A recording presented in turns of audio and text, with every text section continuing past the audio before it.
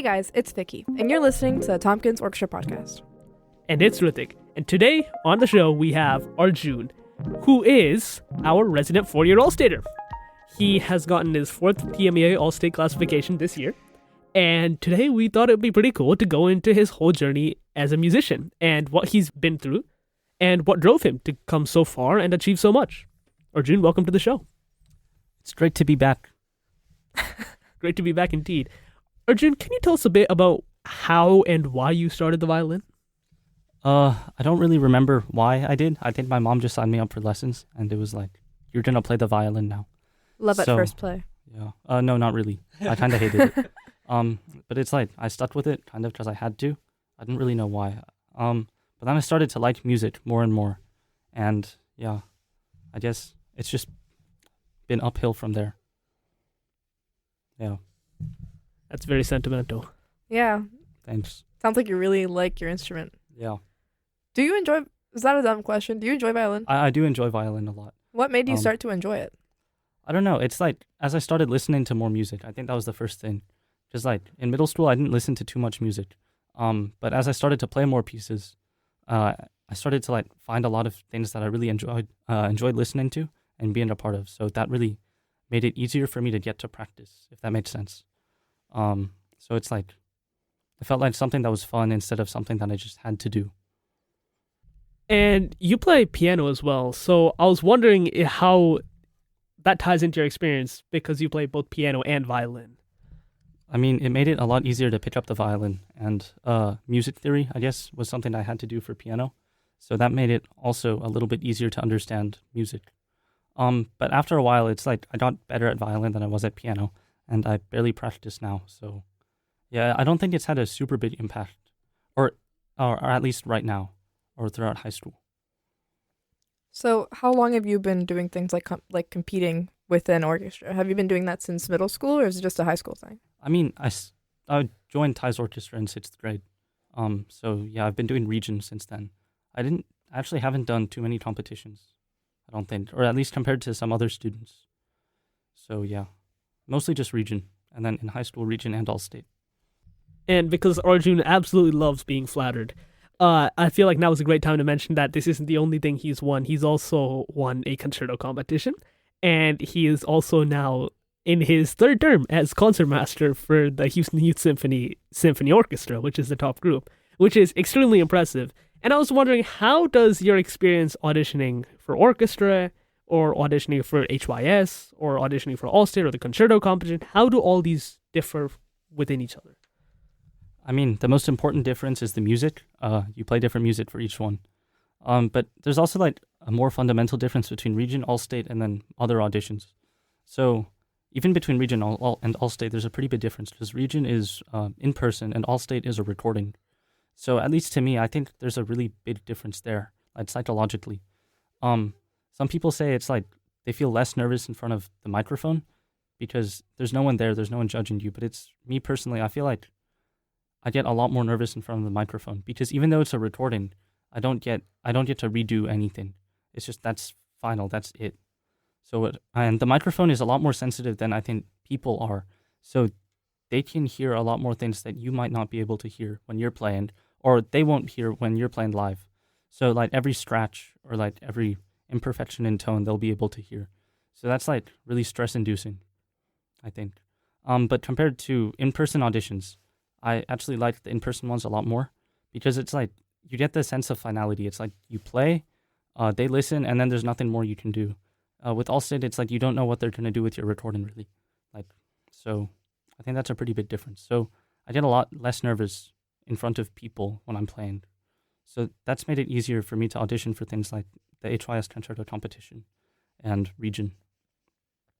You do so many things, it's hard to imagine how you stay motivated with doing all of these different things. And then also practicing for not only... What's wrong? You look in pain. What's wrong, Arjun? I don't know, you said practicing, and I thought that was kind of funny. Why? I love to practice. I do practice every day. I practice for so long. So why don't you practice? Just like, sometimes it gets really boring, so I just don't do it. But most of the time, I try to make myself do it. because it's important. And if I want to get better, that's the only way. Is it hard to find yourself staying like interested or motivated? It seems like you're getting everything that you want when it comes to orchestra. I mean, it's not so much about the results though, because it's like as long as you try to like play better today than yesterday, or do better this year than last year, not in terms of like the results, but in terms of how you play, then I think that's all that matters.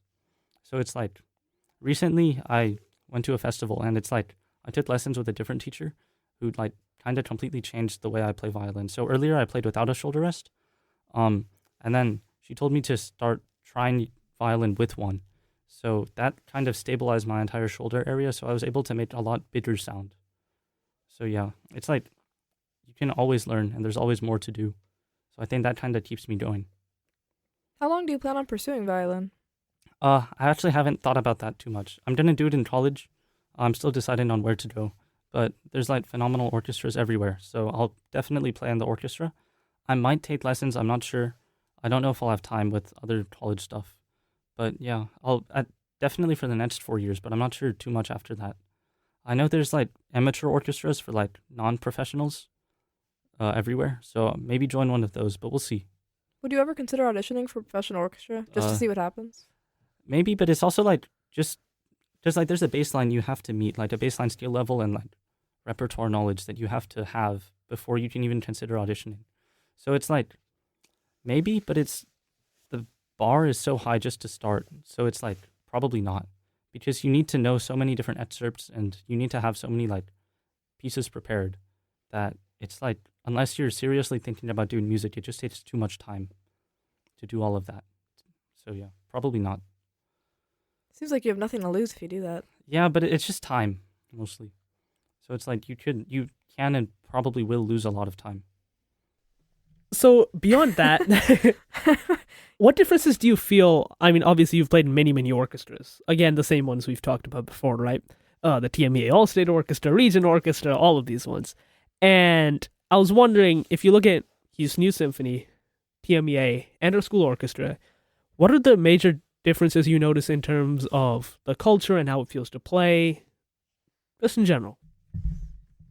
I think the biggest difference is just like, actually, I don't know, there aren't too many differences. At Allstate, it's like you see a much higher concentration of people who want to be musicians. So I guess, I mean, of course, the skill floor is going to be a little higher just because it's Allstate. So there's a lot more people who know or who have made the decision that this is what I want to do for the rest of my life. This is something I'm good at. This is something I'm passionate about. And there's nothing I'd rather do than this, even if that means I won't get paid any money or I'll be overworked or I'll run into like a ton of like physical problems. So it's like, it's really cool and awesome to be part of that, because even though it's not everyone, it's maybe like, I don't know, like 30%, which is, it might not seem like a lot, but it's really amazing to be part of that group just because there's so many talented musicians who are committed to music above everything else. So yeah. Do you see would you ever, do you have any appeal in doing that kind of job? Does that make sense? I mean, it would be nice, but it's also like, The idea of it is nice. Yeah, the idea of doing music as a profession is really nice, but it's like, I don't want to be broke. And there's also like, there's so few job opportunities and like, or job openings in orchestras that it's like, I don't know if I'll be able to like say with certainty, like I'll be in an orchestra 5 years from now, or probably not 5, but like 10 years from now. So yeah. And it's also like, you're kind of married to the job a little, like with a lot, or at least now, especially after COVID, there's a lot more jobs that are like remote or something, or like work from home. Like you can't do that with music. Is that your ideal life? No, not really. But it's like if you want to move somewhere, then it's going to be a lot harder than normal, because it's not just finding another job. It's like if you want to play in a major orchestra there, you have to gamble that there is going to be an opening, and because people are living long and they never quit until they die, basically, it's like it's a lot of job security though. Yeah, there is really good job security, but it's just getting the job is like really hard. Getting into some of those schools you got into is really hard. Thank you. But it's like, but it's also like really different because it's a lot more merit based and there's a lot less of like a luck factor.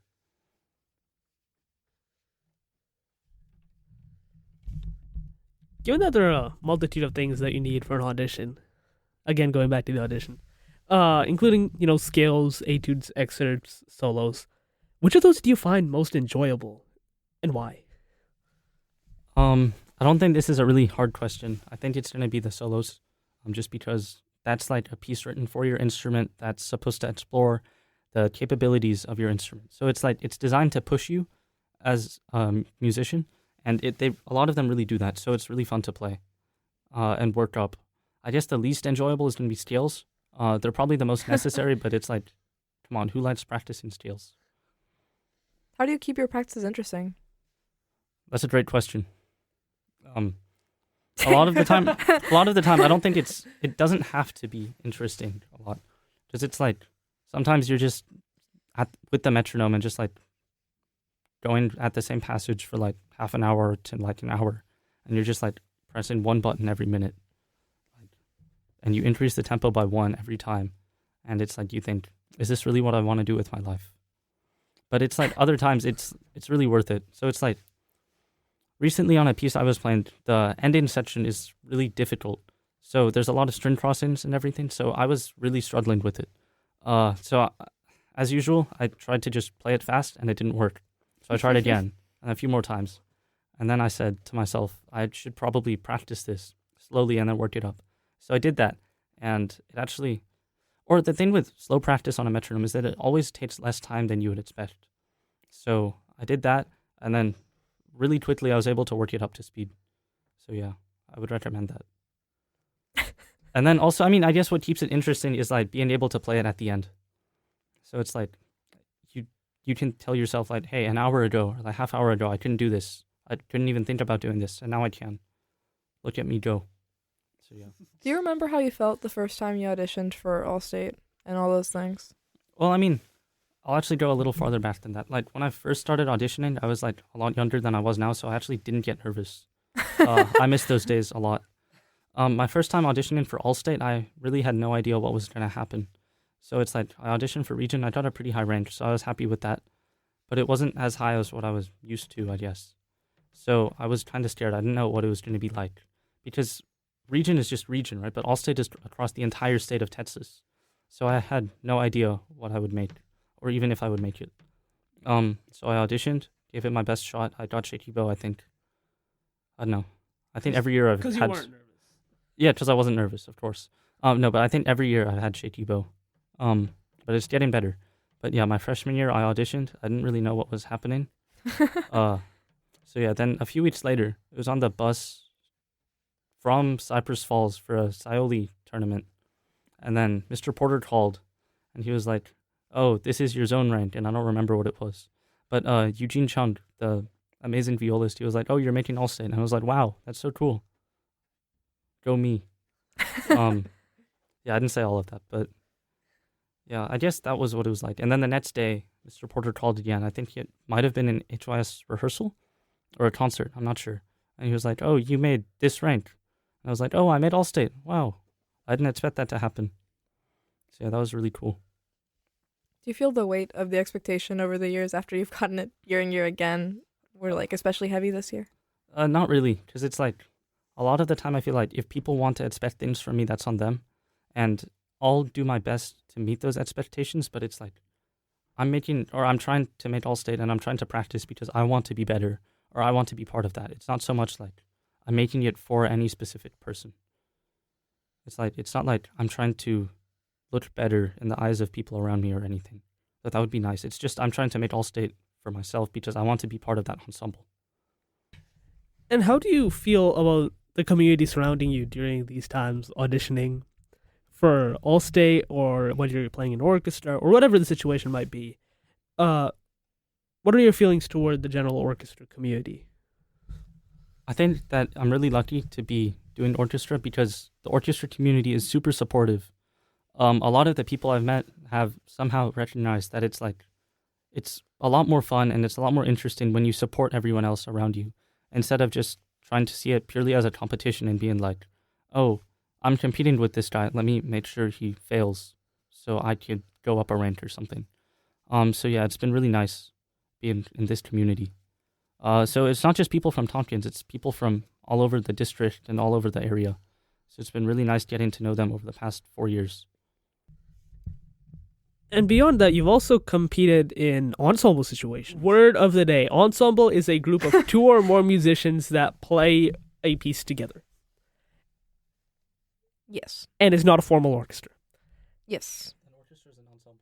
Right, but like Okay, well, we're talking small ensemble. without a conductor, small Yeah, ensemble. So UIL has a small ensemble category. Yeah, so it's called the chamber music. They have both band instruments, string orchestra. Sorry, one sec. Chamber music is another term for ensembles. Maybe there are too many terms to So- explain sorry about this. But that's just the official term, the UIL Chamber Music Competition. And they have a variety of options for ensembles with band instruments, which I believe are a separate category for then ensemble for string instruments. And so all of us here at Tomkins do ensemble as part of our final exam for the first semester. And most of us continue to do it into the solo and ensemble season, which we have talked about before.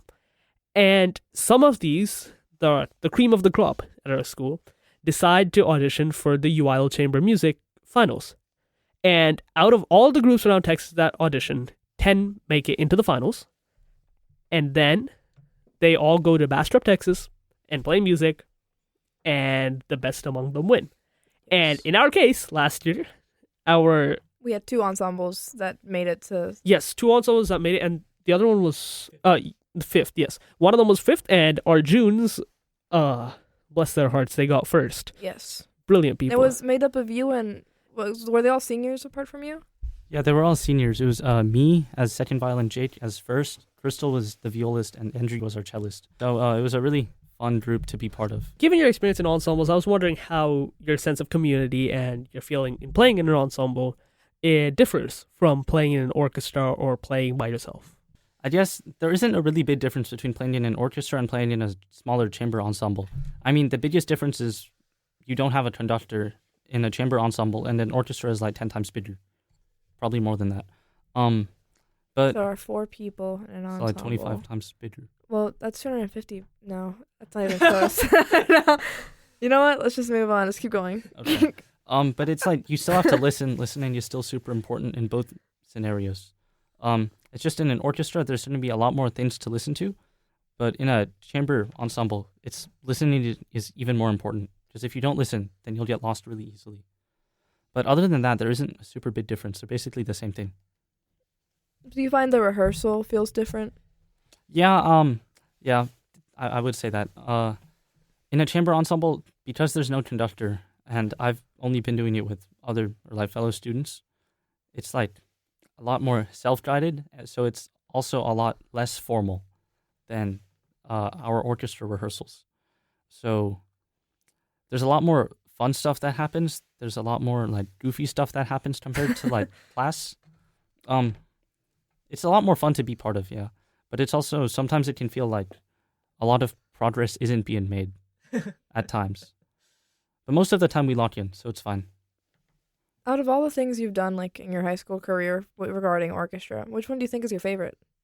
Oh, that's going to be like really hard to pick. Because it's like orchestras, or we've gone so many I places. guess there are 2 questions. It's like one is like where you've gone. I Yeah. guess a trip would count too, but I mean like the competitions and also the getting ready for process.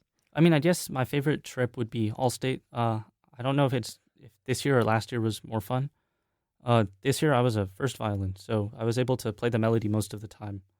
And it was Shasti 5, so it was a really fun piece to play. So yeah, that was really awesome. Yeah, our conductor was also the one and only Larry Livingston, who it was an experience to work under him. I don't know how to describe it, but yeah, it was something unlike any other thing in both good and interesting ways. Last year was a lot more straightforward. We played all of Bartok's Concerto for Orchestra, so that was really awesome.